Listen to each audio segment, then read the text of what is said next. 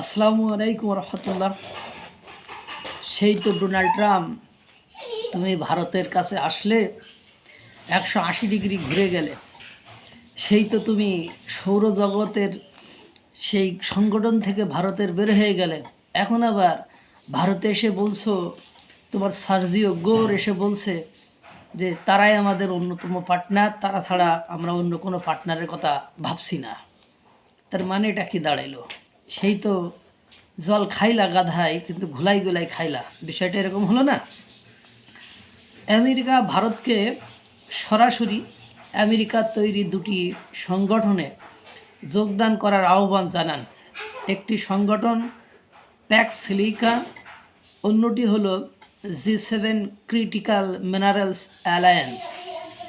বহু বছর আগে প্যাক্স সিলিকা তৈরি করা হয়, কিন্তু আমেরিকা কোনো কারণবশত আগে এটাতে ভারতকে সংযুক্ত বা অন্তর্ভুক্ত করতে চায়নি, ভারতকে সেই মূল্যায়নের জায়গায় নেয়নি বা সেই মূল্যায়নটা ভারতকে করেনি। কিন্তু রিসেন্টলি ভারতের প্রযুক্তি উপস্থিতি, ভারতের প্রতিপত্তি এতটাই ইম্পর্টেন্ট হয়ে যাচ্ছে যে এজন্য আমেরিকা ভারতকে সরাসরি আহ্বান জানাচ্ছে। সিলিকা নিয়ে গবেষণা করবে, এআই নিয়ে গবেষণা করবে, কিভাবে টেকনোলজিক্যাল ট্রান্সমিশনে বিশ্বে আনা যায় সে বিষয়ে বেশ কিছু গুরুত্বপূর্ণ ভূমিকা নিতে চলেছে। সার্জিও গোর মার্কিন যুক্তরাষ্ট্রের দূত, তিনি বলছেন এই মুহূর্তে আমরা ভারতকে ছাড়া প্যাক্স সিলিকা তৈরি করার কথা ভাবছি না। ভারত ছাড়া এই মুহূর্তে কোনো গুরুত্বপূর্ণ পার্টনার নেই তাদের। বর্তমানে ক্রিটিক্যাল মিনারেলস নিয়ে যুদ্ধ, সেটি 80 থেকে 90% নিয়ন্ত্রণ করে চীন। চীন এই মিনারেলসে একক আধিপত্য বজায় রেখেছে পুরো বিশ্বে। সকল প্রয়োজনীয় ইলেকট্রনিক্স জিনিসে, যেমন ব্যাটারি, মোবাইল বা গাড়ি ঘোড়ার যে ব্যাটারি, ক্রিটিক্যাল মিনারেলসের ব্যবহার হয়ে থাকে। পর্যাপ্ত পরিমাণ ক্রিটিক্যাল মিনারেলসের ব্যবহার করা হয়।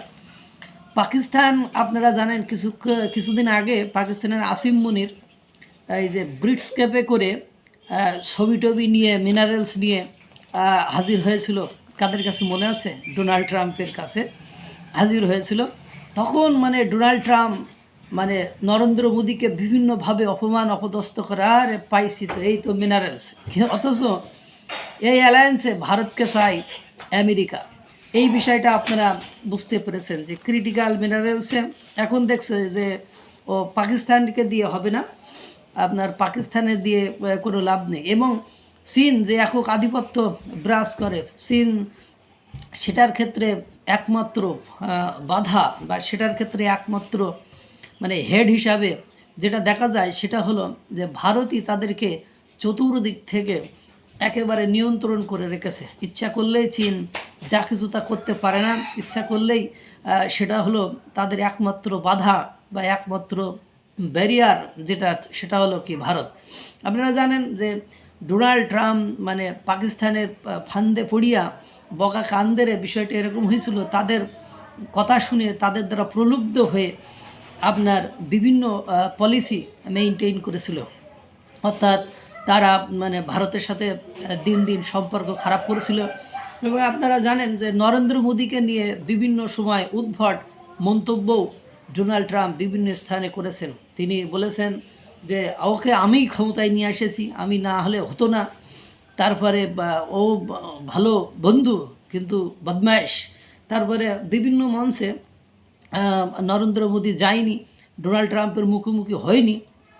যখন থেকে শুল্ক আরোপের বিষয়টি এসেছে তখন থেকে ডোনাল্ড ট্রাম্পের মুখোমুখি কিন্তু যত হতে হবে এরকম যত অনুষ্ঠান, সব অনুষ্ঠানগুলোকে কিন্তু আপনার নরেন্দ্র মোদী এড়িয়ে চলেছে, এড়িয়ে গেছে। অর্থাৎ তাকে কোনোভাবে পাত্তা দেয়নি বা তার কাছে কোনোভাবে ছোট হওয়ার প্রশ্নে তিনি একেবারে ঝুঁকেননি। তিনি শুল্ক 25 থেকে 50, 50 থেকে 100, 100 থেকে 500 পর্যন্ত করার মতন হুমকি থামকি একের পর এক দিয়ে যাচ্ছেন। কিন্তু নরেন্দ্র মোদী এবং বিশ্বের সবচেয়ে বড় গণতান্ত্রিক রাষ্ট্রের প্রধানমন্ত্রী নরেন্দ্র মোদী, তিনি কিন্তু ঝুঁকেননি, তিনি ডোনাল্ড ট্রাম্পকে পাত্তা দেননি।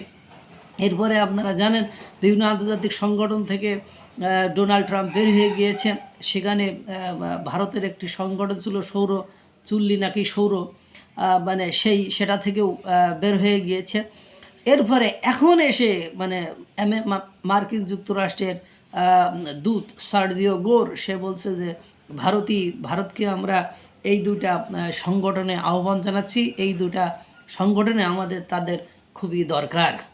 তার মানে কি 180 ডিগ্রি ঘুরে গেল, এতদিন হলো সেটাতে আপনার মানে যোগদান করতে পারেনি।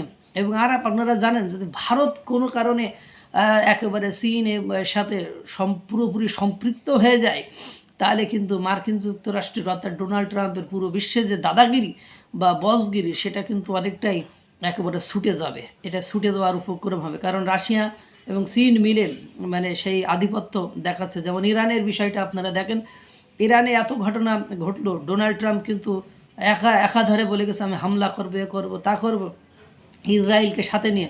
কিন্তু দিন সেটা যে দেখেন রাশিয়া এবং চীন বলছে হামলা করে দেখো, তোমার খবর আছে। অবশ্য ভারত সেক্ষেত্রে নীরব ছিল এবং ইরানের খামেনিকে প্রত্যক্ষ এবং পরোক্ষভাবে সাপোর্ট কিন্তু রাশিয়া এবং চীন দিয়েছে। সুতরাং রাশিয়া এবং চীন এর মধ্যে যদি এর সাথে যদি ভারত যুক্ত হয়, তাহলে ডোনাল্ড ট্রাম্পের যে আধিপত্য, যে দাদাগিরি, যে সম্রাটগিরি, সেটা কিন্তু অনেকটাই একেবারে ভেঙে চুরে চুরমার হয়ে যাবে। সেজন্য এখন 180 ডিগ্রি ঘুরে যে মানে ভারতের কাছে ডোনাল্ড ট্রাম্পের বাহিনী চলে এসেছে, এসে বলছে এই সংগঠনেই আমরা তোমাদেরকে চাই, তোমরা এই সংগঠনে যোগ দাও, অন্তর্ভুক্ত হও, তোমরা আমাদের গুরুত্বপূর্ণ পার্টনার।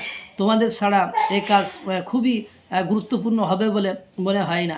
এবং ভারতের জনগণকে কীভাবে মেধাকে কাজে লাগিয়ে বিশ্বে মানে জাগরণ সৃষ্টি করেছে সেটাও আপনারা দেখেছেন। আল্লাহ তাআলা সকলকে ভালো রাখুক, সুস্থ রাখুক। আসসালামু আলাইকুম ওয়া রাহমাতুল্লাহ।